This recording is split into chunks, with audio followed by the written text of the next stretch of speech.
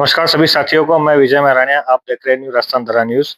इस वक्त हम मौजूद है ब्यावर के निकटतम शहर खरवा पीपलाज के निकटतम, जहां हमारे बीच साक्षात दिगंबर मुनि जी महाराज अरहर अरहर सागर जी महाराज जी मौजूद है।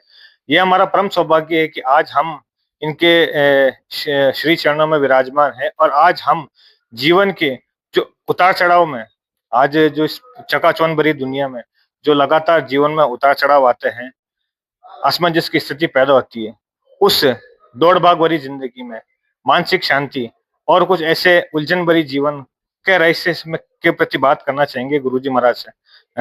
नमस्ते गुरुदेव जी। सबसे पहले तो आपके श्री चरणों में प्रणाम। ओम शांति। गुरुजी, आज की इस दौड़ भरी जिंदगी में मानसिक शांति के लिए आप सभी को क्या संदेश देना चाहेंगे? क्योंकि अक्सर हम देखते हैं कि होड़ा-होड़ लगी है, भक्ति सब करते हैं, अगर यूँ कहे तो मंदिर भी सब जाते हैं, लेकिन एक जब अंदर की आध्यात्मिक भावना की बात आती है, तो कहीं न कहीं व्यक्ति उस भौतिक सुख के साथ-साथ ध्यान, मन की सुख शांति नहीं प्राप्त कर पाता। उसके लिए आप क्या कहना चाहेंगे? ओम शांति। आपने पूछा है वर्तमान परिवेश में भौतिकता के दौड़ में हम अपने जीवन में शांति को कैसे प्राप्त करें। तो आचार्य कहते हैं शांति बाहर नहीं, शांति हमारे अंदर है। शांति वस्तुओं में नहीं, व्यक्तियों में नहीं, चीजों में नहीं। शांति यदि है तो मना स्थिति में है। मन के हारे हार है और मन के जीते जीत। आपने बहुत अच्छा प्रश्न उठाया। आज हम वर्तमान में देखते हैं जैन समाज में ही ये परिस्थिति निर्मित नहीं हो रही है। सभी समाजों में आज धर्म से सभी दूर भाग रहे हैं। इसका कारण सिर्फ है हमारा मीडिया। आज से 30 वर्ष 25 वर्ष पहले हम पीछे जाते हैं तो भारत में देखते हैं भक्ति का बड़ा रस आता था। मीरा हो गई मगन, पारस प्यारा ले लो अपनी शरण। ये हम गीत गाते थे, विनतियां पढ़ते थे, मंदिरों में जाकर के बड़े आनंद के साथ जीवन को व्यतीत करते थे। जब से मोबाइल और मीडिया आया है, इसने जिंदगी की सुख चैन को ले लिया, रात की नींद को ले लिया और खाने को पैसे ना हो लेकिन रिचार्ज पहले होता है।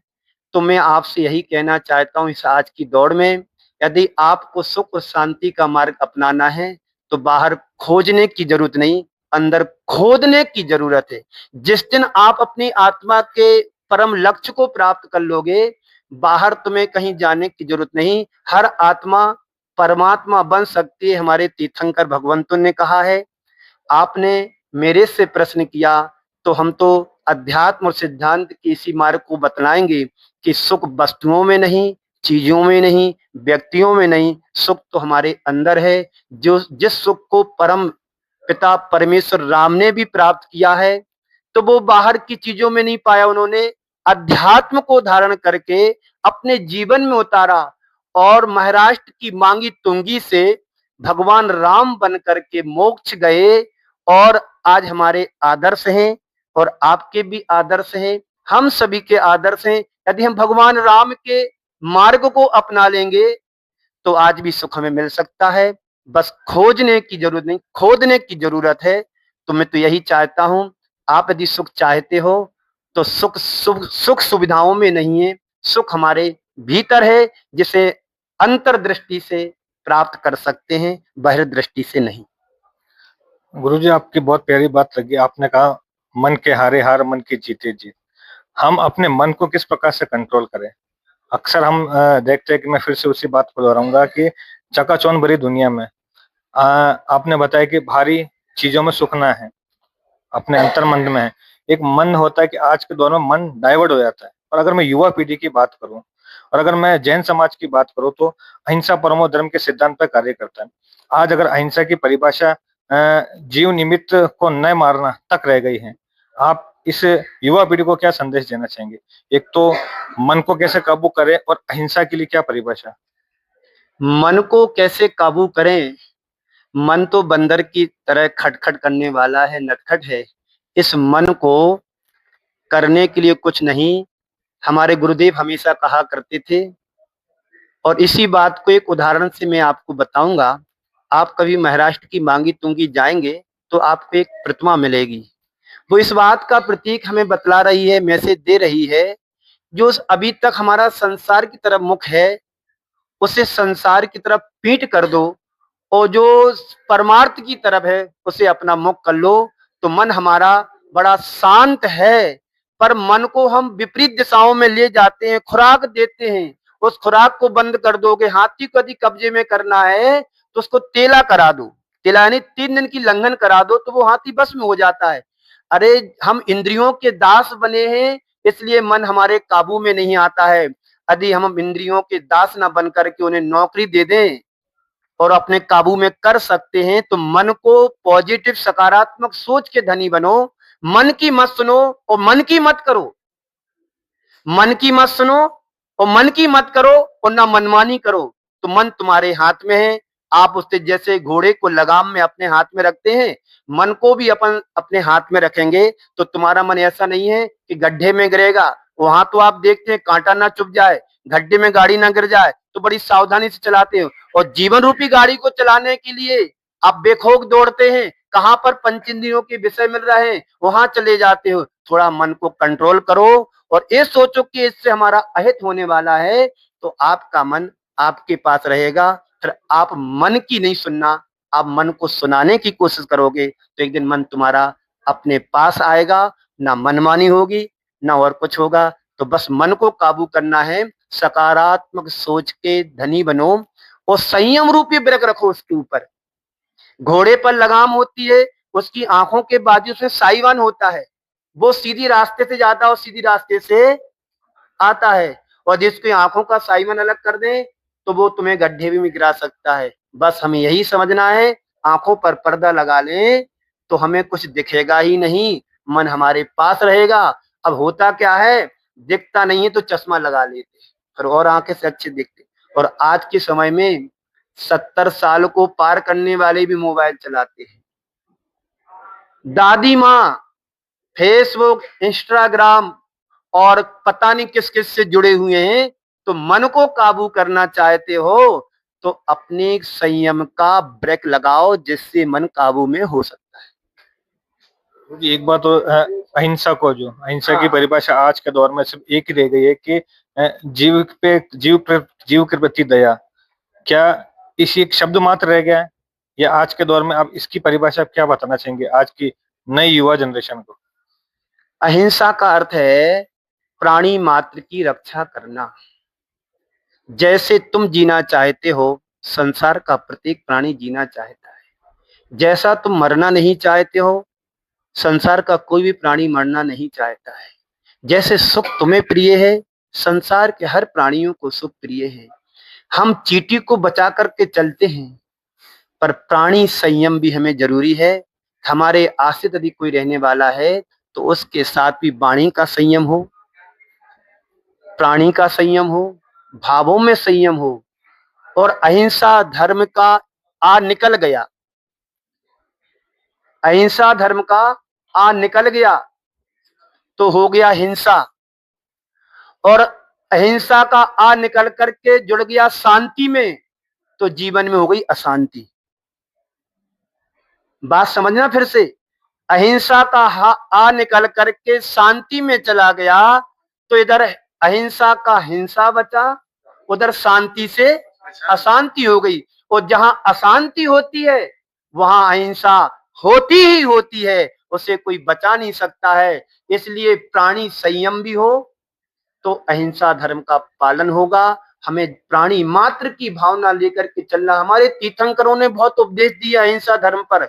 अभी हमारे पहुंचने वाला हूं ब्यावर समाज के बीच में। ब्यावर से मैं अभी कम से कम 10 किलोमीटर दूरी पर बैठा हूं, 10-12 किलोमीटर पे। 23 तारीख को मेरा वहां प्रवेश है। आप वहां पर मेरे सार्वजनिक प्रवचन होते हैं, जीवन व्यवहार से संबंधित और धर्म से तो होते ही हैं, लेकिन आप वहां पर आए, रोज पत्र वार्ता करें। मतलब आप जो उपदेश में दूं आप अपनी न्यूज बना करके ले जाएं, टीवी पर चलाएं, लोकल में चलाएं, जैसा आपको चलाना है चलाएं। तो अहिंसा का मतलब यही है, हमारे विचारों में अहिंसा है, भावों में अहिंसा है और व्यवहार में अहिंसा है। इन तीनों में अहिंसा आएगी तो हमारे व्यापार में भी अहिंसा ही आएगी। और जहां पर गड़बड़ आ गए, विचारों में हिंसा आ गई, तो आप कुछ भी नहीं कर सकते। इससे बचना चाहिए और सभी को बचना चाहिए। हमारे पास और आपके पास इतना समय नहीं है, नहीं तो एक उदाहरण आपको सुनाऊं यदि आप कहो तो। बिल्कुल तो गुरुजी सुनाइए। ये बात आज से 80-90 साल पुरानी है, जब आचार्य शांति सागर जी महाराज हमारे जो इस परंपरा को यहाँ तक लाए हैं। चारित्र चक्रवर्ती शांति सागर महाराज 1936 में ब्यावर में चातुर्मास किया था उन्होंने। उनके बचपन की बात मैं सुना रहा हूं, क्योंकि दक्षिण भारत के वो रहने वाले, और दक्षिण भारत में ज्वार की खेती बहुत ज्यादा होती है, आज भी होती है। तो आजू बाजू खेत वाले तोते खूब आते थे ज्वार के सिट्टे को चुनने के लिए, तो आजू बाजू खेत वाले सब उनको उड़ा देते थे। लेकिन शांति सागर जी महाराज जब खेत पर जाते थे, उन तोतों को उड़ाते नहीं थे, और पीठ दे करके खेत की तरफ पीठ और दूसरी तरफ मुंह करके बैठ जाते थे, और उनको पानी की व्यवस्था और करते थे। सारे तोते आते थे उनके खेत में, चुन करके पानी पी करके फुर्र हो जाते थे। जब फसल पक करके आती थी, पूरे इलाके में उनकी बम्पर फसल आती थी। सारे लोग कहते थे तुम पागल हो गए क्या? बोले पागल नहीं है। उन्हें क्या उत्तर दिया? पक्षी अपने पुण्य का खाते हैं और मुझे अपने पुण्य का मिलता है, इसलिए मैं उनको अंतराय क्यों डालूं? ये हमारा धर्म अहिंसा धर्म है। उनके यहाँ कोई खेती तो होती नहीं है जानवरों पक्षियों के यहाँ, उनको खाने दो, भगवान मुझे अपने आप देगा। तो जब फसल पक करके उनके खेत में आती थी, तो पूरे इलाके में सबसे ज्यादा उनकी फसल लगे। ये किसका परिणाम है? ये प्रामाणिकता दर्शाती है कि अहिंसा धर्म का पालन करने वाला एक योगी संत ही कर सकता है। और ये मैसेज हमें पूरी दुनिया को सीखना चाहिए। हम किसी के जीवन में अंतराय ना डालें। कोई प्राणी तुम्हारे आश्रित जी रहा है तो उसे अहिंसा धर्म का मार्गदर्शन दें, उसे अहिंसा का उपदेश दें, क्योंकि जैसा कष्ट तुम्हें होता है ऐसा इतर प्राणियों के जीवन में भी कष्ट आता है। जैसे कांच चुभता है तो तुम्हें तकलीफ होती है। आज मेरे से एक भाई, मुसलमान भाई मिला रास्ते में, पीछे वाले गांव में, वो ढोलक बजा रहा था। तो मैंने उसको समझा तो कहा कि देखो तू इतना काम कर रहा है। उसने पहले तो प्रश्न किया, महाराज श्री बहुत गरीबी है, बहुत परेशानी हो रही। हमने सबसे पहले उसको यही बोला, अंडा मांस मछली शराब नहीं पीना, नहीं खाना। मुझे पता नहीं था कि मुस्लिम है। फिर उसने, मैंने पूछा नाम क्या, उसने अपना नाम बताया तो मैं समझ गया कि मुसलमान है। फिर उसको समझाया कि तू नियम ले ले कि आज के बाद जीवन में जो हिंसा मेरे से हुई, अब आज के बाद कभी नहीं करूंगा, तो तुम्हारे जीवन संपन्नता आएगी। जो गरीबी, अल्पता और अभाव है, इससे आप बचोगे, 2 पैसे बचेंगे। तू दिन भर में 200-300 कमाता होगा कभी कभार, और 100 रुपए के पाउच गुटखा खा के मिटा देता है, तो किसी के साथ छल नहीं कर रहा, तू अपने जीवन के आत्मा के साथ छल कर रहा है। उसको समझाया। तो अहिंसा धर्म यही कहता है, जियो और जीने दो। ये भगवान महावीर का संदेश और उपदेश हम सभी के लिए, प्राणी मात्र के लिए है, हमारे और आपके लिए नहीं। जगत में जितने भी जीव हैं सबको यही उपदेश है, खुद जिए, दूसरों को जीने दे। यही अहिंसा धर्म का सबसे बड़ा सूत्र है। ओम शांति। ओम शांति। ओम। गुरुजी, एक आपकी जरूरत, एक अंतिम सवाल। हाँ बोलिए। गृहस्थ जीवन में रह के हम भक्ति भाव से कैसे जुड़ सकें, ताकि गृहस्थी भी चले अच्छे और आध्यात्म का भी ज्ञान हो। आज के माता पिताओं का आप क्या संदेश देना चाहिए? माता पिता तो हमारे संस्कृति के प्राण हैं। भारतीय संस्कृति में माता पिता को परमेश्वर कहा है। क्या कहा है? पिता को परमेश्वर कहा है, पति को परमेश्वर कहा है। और जिन्होंने मुझे जीवन दिया, जन्म दिया, तो हमारा कर्तव्य भी होता है उनकी आज्ञा का, उनके कर्तव्यों का निरंतर पालन हो। और माता पिता को सम्मान नहीं देंगे तो दुनिया में तुम्हें कोई सम्मान देने वाला। अभी रास्ते में चल रहे थे, बात ऐसी चली, तो बाबूजी शायद मिले थे, तो ये लोग हमारे साथ चल रहे थे जो भी हैं। तो मैंने कहा उनको समझाते हुए, हमारे जो बड़े लोग हैं उनको हमें सम्मान देना चाहिए। और हमारे जो एक लंबे समय तक समाज के बड़े विशिष्ट पदों पर रहे हैं, तो उनको, उनसे हम गाइडलाइन लें, उनसे हम निर्देशन लें, और हम उनसे मिलकर के अपने जीवन को, समाज को आगे बढ़ाएं, तो बड़ों का जब तक हमारे ऊपर आशीर्वाद नहीं रहेगा, तब तक हम समाज में रचनात्मक कोई भी कार्य नहीं कर सकते हैं। तो उन भाइयों को मैंने समझा तो ये कहा कि उनका मार्गदर्शन लेते रहें, उनको सम्मान देते रहें, और सम्मान तुम किसी को दोगे तो सम्मान तुम्हें दुनिया देगी। सम्मान मांगने से नहीं मिलता है, सम्मान देने से मिलता है। ये रास्ते में मैंने कहा था, तो सम्मान देना सीखें, माता पिता को दें, अपने से बड़ों को दें।